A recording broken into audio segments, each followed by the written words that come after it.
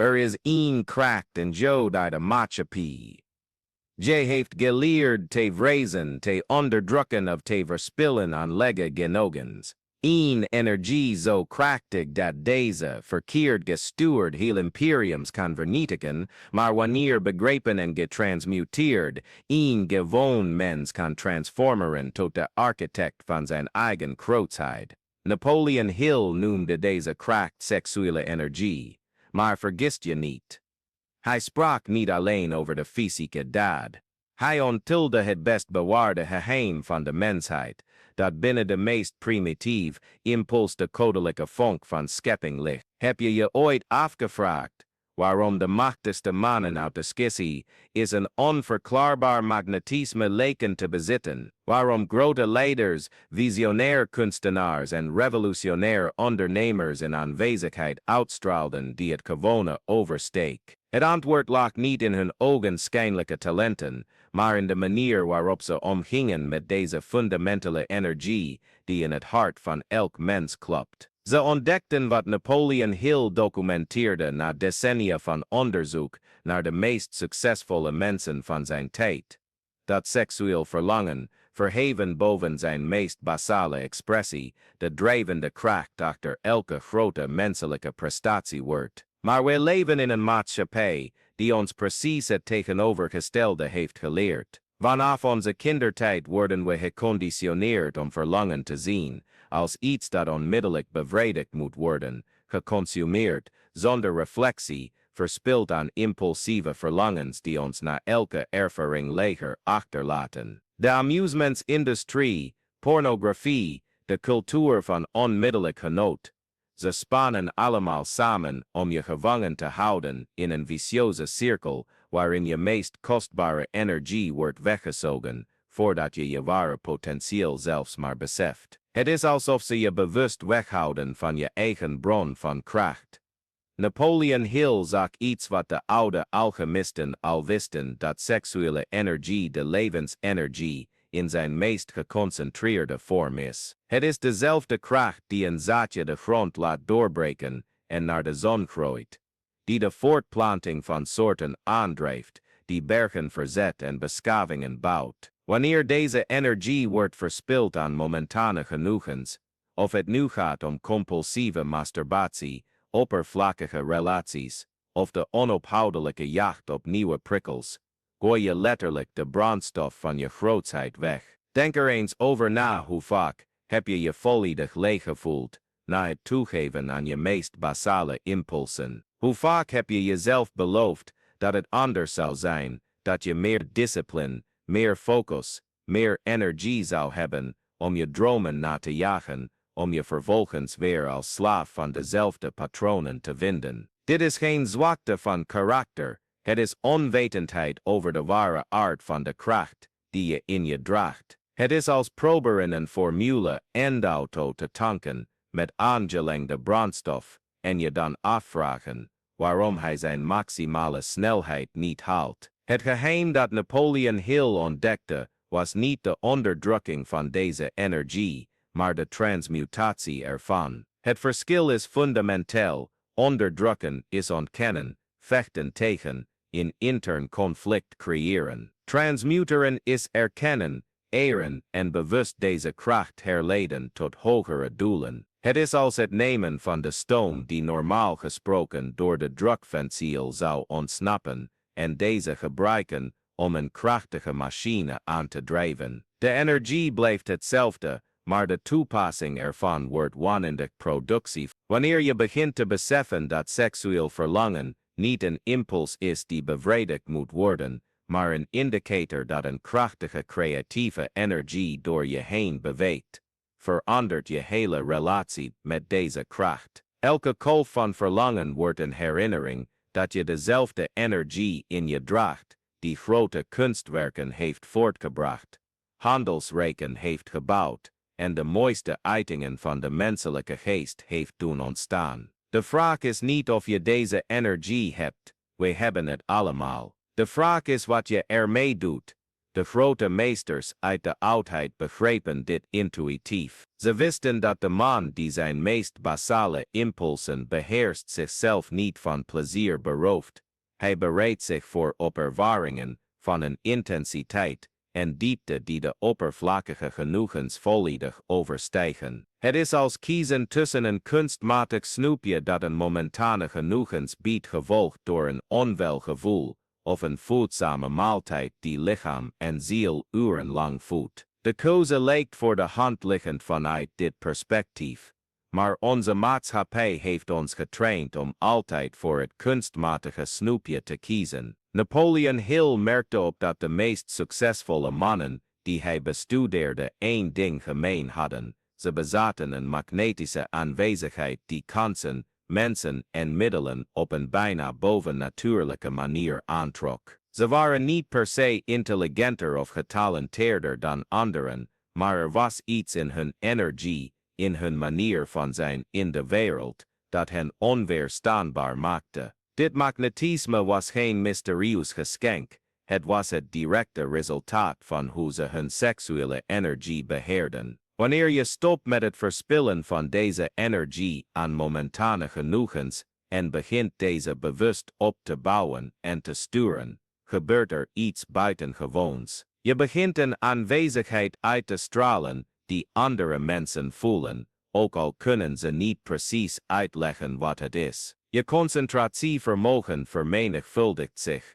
Je creativiteit explodeert. Je zelfvertrouwen wordt onwrikbaar, omdat het niet langer afhankelijk is van externe validatie. Het komt van binnenuit, uit de erkenning dat je de volledige controle hebt over je meest fundamentele krachten. Maar deze reis is niet eenvoudig, en dit is waar de meeste mensen het opgeven. Want wanneer je besluit niet langer een slaaf te zijn van je impulsen, beginnen alle onbewuste patronen die je leven hebben geregeerd aan de oppervlakte te komen. Het is alsof je deze seksuele energie hebt gebruikt als een vorm van zelfmedicatie, als een ontsnapping aan ongemakkelijke gevoelens, als het vermijden van grotere verantwoordelijkheden. Wanneer je deze ontsnapping weghaalt, moet je alles onder ogen zien wat je probeerde te vermijden. Dit is het moment waarop je je schaduw ontmoet,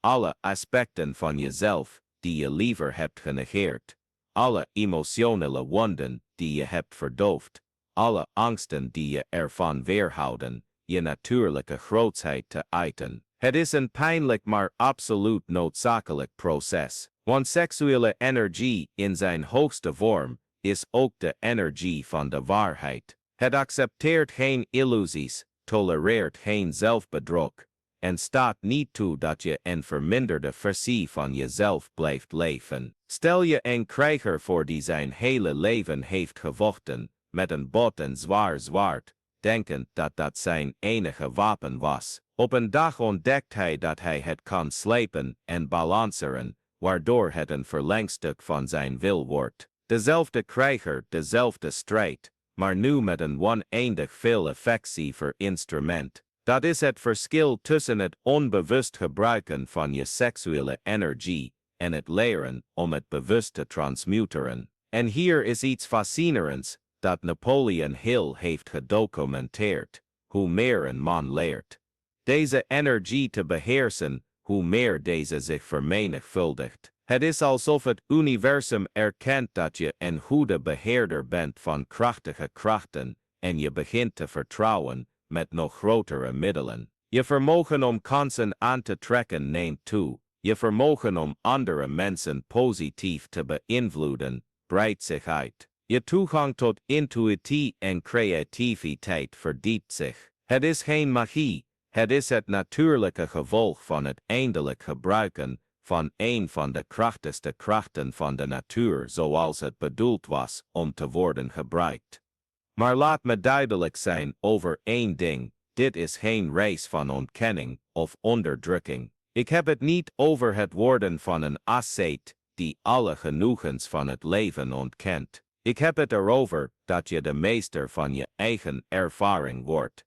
Iemand die bewust kiest hoe en wanneer hij deze energie uitdrukt, in plaats van gecontroleerd te worden door onbewuste impulsen. Het verschil is dat je nu handelt vanuit bewuste keuze, niet vanuit onbewuste dwang. Denk aan de momenten in je leven waarop je je het krachtigst, creatiefst en verbondenst met je doel voelde. Als je eerlijk tegen jezelf bent, waren dat waarschijnlijk geen momenten vlak nadat je je seksuele energie had verspild. Het waren momenten waarop die energie was opgebouwd en gericht op iets groters dan jezelf. Het waren momenten waarop je vanuit je volle kracht opereerde, niet vanuit een verminderde versie van jezelf. Napoleon Hill ontdekte dat de meest succesvolle mannen een intuïtief begrip hiervan hadden. Ze wisten dat er perioden zijn om energie op te bouwen en perioden om het uit te drukken, perioden voor contemplatie en perioden voor actie, perioden voor terugtrekking en perioden voor expansie. Ze leefden in harmonie met deze natuurlijke ritmes, in plaats van constant hun energie te verbruiken in zinloze bezigheden. En als je je afvraagt hoe dit praktisch op je leven van toepassing is, laat me je een beeld schetsen. Stel je voor dat je 's morgens wakker wordt, niet met het gevoel dat je gewoon weer een dag moet overleven, maar met een vitale energie die je het gevoel geeft dat je elke uitdaging aan kunt gaan. Stel je voor dat je een zo scherpe mentale helderheid hebt dat oplossingen voor complexe problemen vanzelf in je opkomen. Stel je voor dat je een zo magnetische aanwezigheid hebt dat mensen van natuur naar je toegetrokken worden, je ideeën willen horen en aan je projecten willen deelnemen. Dit is geen fantasie, het is de natuurlijke staat van een man die heeft geleerd om in harmonie met zijn fundamentele energieën te werken, in plaats van er tegenin. Het is wat er gebeurt als je stopt met een onbewuste slaaf van geprogrammeerde impulsen te zijn en de bewuste regisseur van je eigen levenskracht wordt. Nu als deze boodschap diep bij je binnenkomt, als je voelt dat eindelijk iemand spreekt over waarheden die je altijd al hebt aangevoeld, maar nooit wist te articuleren, dan moet ik je een verzoek doen. Abonneer je op dit kanaal en activeer het notificatiebelletje, want wat je zojuist hebt gehoord, is slechts het topje van de ijsberg. In de komende weken zal ik praktische technieken, specifieke oefeningen en nog dieper inzicht delen over hoe je je eigen transmutatiereis kunt beginnen. Dit is geen informatie die je overal zult vinden, en het is zeker niet iets dat onze samenleving wil dat je weet. Maar als je klaar bent om je persoonlijke kracht terug te eisen en te ontdekken wat het werkelijk betekent om een man te zijn in de diepste zin van het woord, dan moet je hier zijn voor elke nieuwe inhoud. Je transformatie hangt af van de consistentie waarmee je jezelf aan deze waarheden blootstelt. Dus zorg ervoor dat je geen enkel deel van deze race mist. Terugkerend naar onze verkenning is er nog een cruciaal aspect dat Napoleon Hill heeft geïdentificeerd. De relatie tussen seksuele energie en financiële welvaart. Het lijkt misschien een vreemde connectie op het eerste gezicht, maar als je de aard van deze energie begrijpt, wordt de relatie duidelijk. Dezelfde kracht die je gebruikt om leven te creëren, is dezelfde kracht die je gebruikt om rijkdom, succes en overvloed op alle gebieden te creëren. Denk aan de meest succesvolle ondernemers die je kent. Ze bezitten een passie en intensiteit en vermogen om vol te houden bij obstakels die verbuiten het redelijke gaat. Waar komt die kracht vandaan? Van dezelfde bron, de fundamentele creatieve energie, die wanneer deze niet wordt verspild aan kleinere genoegens, beschikbaar komt om grotere visies na te streven en te materialiseren. Wanneer je deze energie constant verbruikt, heb je gewoon niet genoeg brandstof voor de ambitieuze projecten die je financiële situatie zouden kunnen veranderen. Het is alsof je probeert een groot huis te bouwen met materialen die je constant verkoopt om snoep te kopen. Je bouwt nooit genoeg middelen op voor het grotere project, omdat je alles altijd uitgeeft aan onmiddellijke genoegens. Maar wanneer je leert deze energie te behouden en te transformeren, gebeurt er iets opmerkelijks met je relatie tot geld en succes. Je ontwikkelt geduld voor lange termijn projecten, je krijgt de mentale helderheid om echte kansen te identificeren, te midden van de reis. Je kweekt de volharding die nodig is om de onvermijdelijke moeilijke perioden te doorstaan, die elk serieus project kent. Meer nog, je ontwikkelt wat Napoleon Hill financieel seksappeal noemde, in magnetische energie, die investeerders, partners en kansen aantrekt. Mensen voelen dat je iets bijzonders bezit, een innerlijke kracht die vertrouwen inspireert. Ze willen met die energie verbonden zijn, deelnemen aan de projecten die je leidt, investeren in de visies die je formuleert. Dit is geen manipulatie of charlatanerie, het is het natuurlijke gevolg van het feit dat je vanuit je volle kracht opereert, in plaats van een verzwakte versie van jezelf. Wanneer je je vitale energie niet langer verspilt aan zinloze bezigheden, wordt deze beschikbaar om werkelijk betekenisvolle projecten te ondersteunen. En betekenisvolle projecten, uitgevoerd met volle energie, leiden doorgaans tot buitengewone resultaten. Napoleon Hill merkte ook iets fascinerends op over de relatie tussen seksuele energie en intuïtie. Hij constateerde dat de meest succesvolle mannen vaak beslissingen namen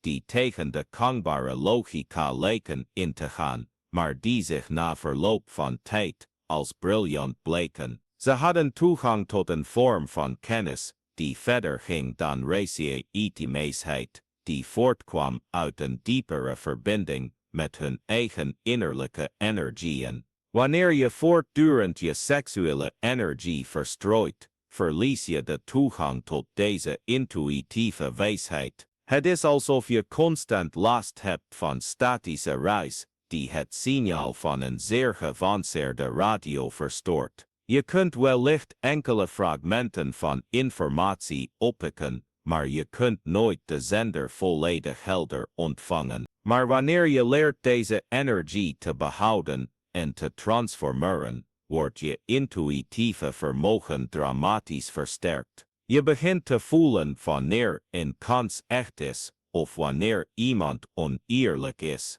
Je ontwikkelt een bijna bovennatuurlijk gevoel voor timing, weten wanneer je moet handelen en wanneer je moet wachten, wanneer je moet spreken en wanneer je moet zwijgen, wanneer je risico's moet nemen en wanneer je voorzichtig moet zijn. Dit is geen bijgeloof of magisch denken. Het is het resultaat van het feit dat je eindelijk genoeg energie hebt om de complexe nuances van de informatie te verwerken en te interpreteren, die constant via je zintuigen binnenkomt. Wanneer je niet langer al je vitale energie gebruikt om alleen maar op het meest basale niveau te functioneren, wordt deze beschikbaar voor hogere verwerkings- en waarnemingscapaciteiten. En hier komen we aan bij een cruciaal punt. De reis van het transformeren van seksuele energie is fundamenteel,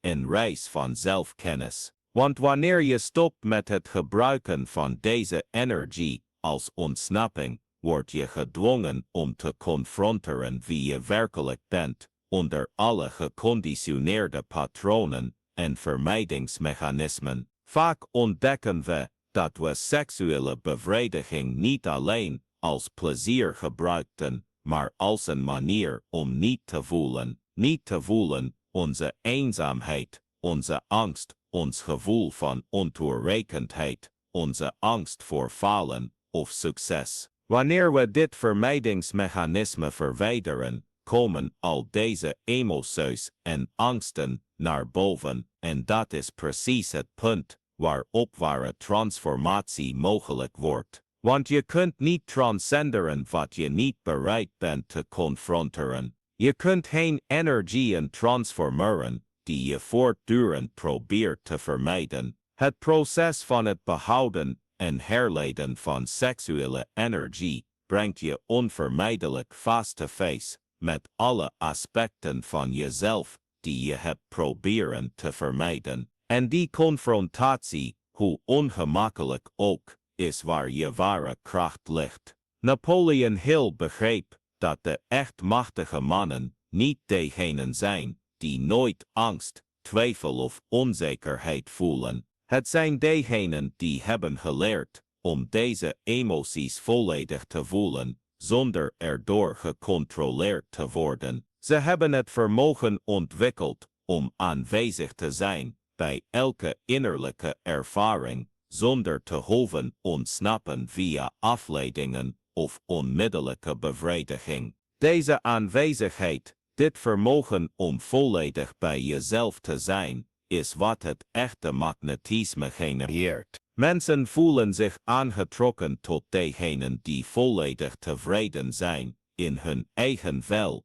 die niet constant van zichzelf weglopen, die een diepe acceptatie uitstralen van hun eigen volledige menselijkheid. En wanneer je die aanwezigheid bij jezelf ontwikkelt, verandert je aanwezigheid bij anderen volledig. Je wordt iemand bij wie mensen willen zijn, niet omdat je ze probeert te imponeren of te veroveren, maar omdat ze voelen dat ze volledig zichzelf kunnen zijn in jouw aanwezigheid. Je biedt het zeldzame geschenk van echt aanwezig zijn, iets dat extreem schaars is geworden in ons tijdperk van constant afleidingen. Dit is een van de diepste ironieën van seksuele transmutatie. Hoe minder je behoefte hebt aan externe bevrediging, hoe aantrekkelijker je voor anderen wordt. Hoe minder wanhopig je bent naar validatie, goedkeuring of voldoening, hoe natuurlijker deze dingen naar je toestromen. Het is alsof het universum reageert op je innerlijke volledigheid, door je nog meer redenen te geven om je volledig te voelen. Napoleon Hill realiseerde zich ook dat de mannen die deze energie beheersen een totaal andere relatie met de tijd hadden. Ze leefden niet in de constant haast om onmiddellijke behoeften te bevredigen. Ze konden denken en plannen op veel langere termijnen. Ze hadden het geduld en de volharding die nodig zijn voor projecten die jaren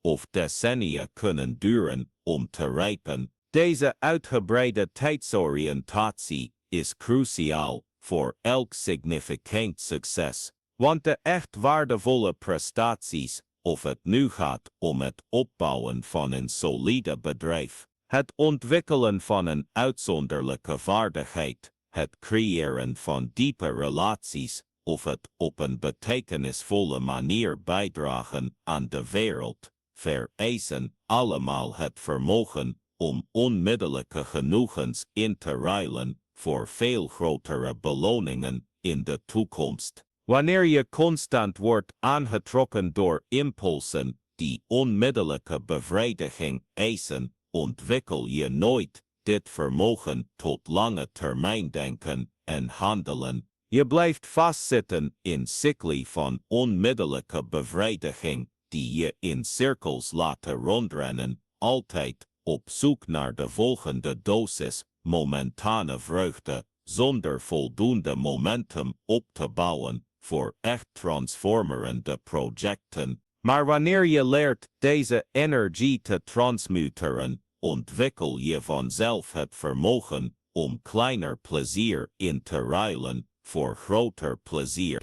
het onmiddellijke voor het duurzame, het oppervlakkige voor het diepe. En dit vermogen, meer dan enig specifiek talent of gunstige omstandigheid, bepaalt of je een leven vol betekenis en voldoening zult leiden, of een leven van afleiding en spijt. Naarmate wij ons tot het hoogtepunt van deze openbaring naderen, wil ik dat je iets fundamenteels begrijpt. alles wat ik beschrijf is geen abstracte theorie. Het zijn praktische principes die je onmiddellijk in je leven kunt gaan toepassen. De transmutatie van seksuele energie vereist geen ingewikkelde technieken of jarenlange voorbereiding. Het vereist alleen de bewuste beslissing om te stoppen met het verspillen van je levenskracht en deze te gaan richten op doelen die echt belangrijk voor je zijn.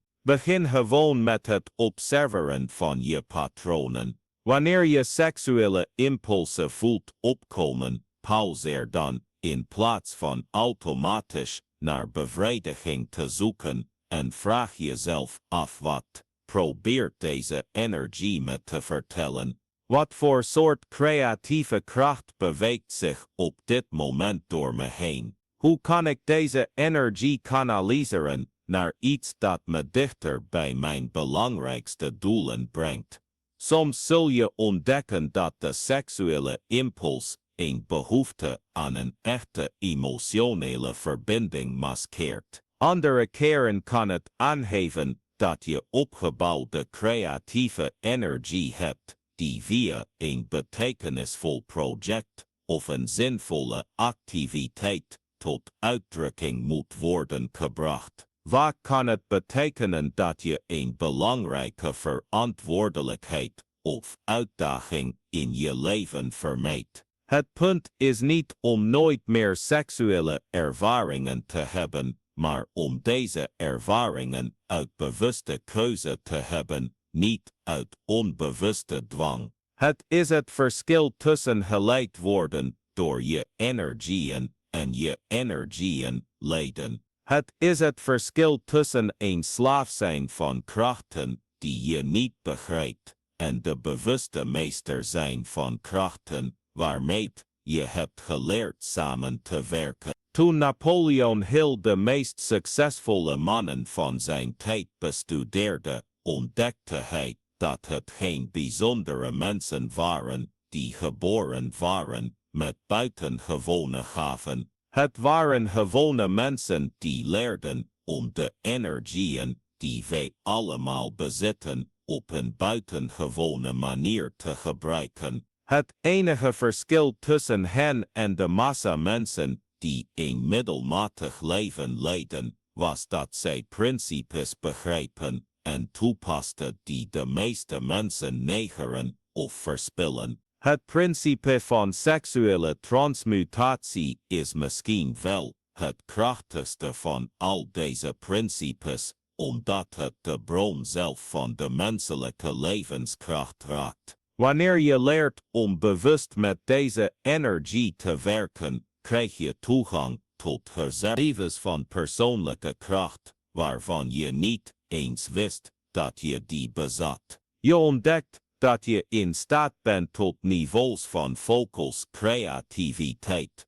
doorzettingsvermogen en persoonlijke macht die onmogelijk leken toen je vanuit een verminderde versie van jezelf opereerde. En hier is de diepste waarheid van allemaal. Je hoeft geen ander persoon te worden om toegang te krijgen tot deze kracht. Je hoeft alleen maar te stoppen jezelf te kleineren door gewoonten die je levenskracht uitputten. De kracht is er al, de energie is er al, het vermogen is er al. Je hoeft alleen maar te stoppen met het verspillen ervan en het bewust te gaan richten. Stel je voor, over 6 maanden, nadat je deze principes consequent hebt toegepast, stel je een onwankelbare energie voor die je door elke uitdaging heen helpt. Stel je een mentale helderheid voor die complexe beslissingen verrassend eenvoudig maakt.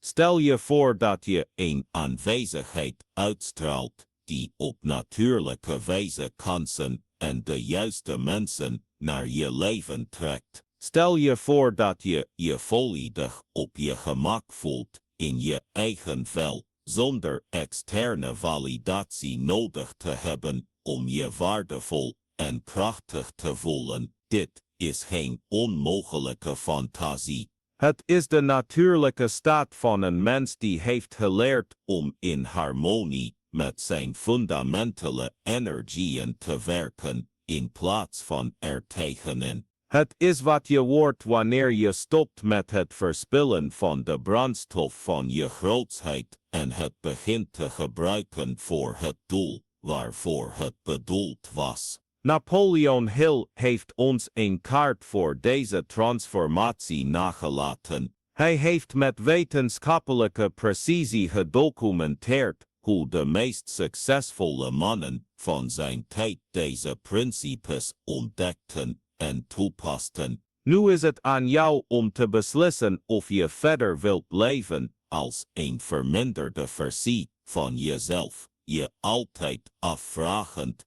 wat had kunnen zijn, of dat je eindelijk de kracht zult opeisen die altijd al van jou was. De keuze is aan jou, de energie wacht, je grootsheid wacht. De enige vraag die rest is, ben je klaar om te stoppen met het verspillen van je levenskracht en deze te gaan gebruiken om het buitengewone leven te krijgen dat je hier bent komen leven. Het spirituele geheim achter seksueel verlangen is niet de ontkenning van verlangen, maar de verheffing ervan. Het is niet de onderdrukking van energie, maar de bewuste transmutatie ervan. Het is het begrijpen dat binnen de meest primitieve impuls het zaad van de hoogste menselijke prestatie ligt. En wanneer je dit eindelijk begrijpt, niet alleen intellectueel, maar in elk wezel van je wezen, word je de alchemist van je eigen bestaan en transformeer je het lood van niet gerichte impulsen in het zuivere goud van een leven dat met doel, kracht en diepe betekenis wordt geleefd.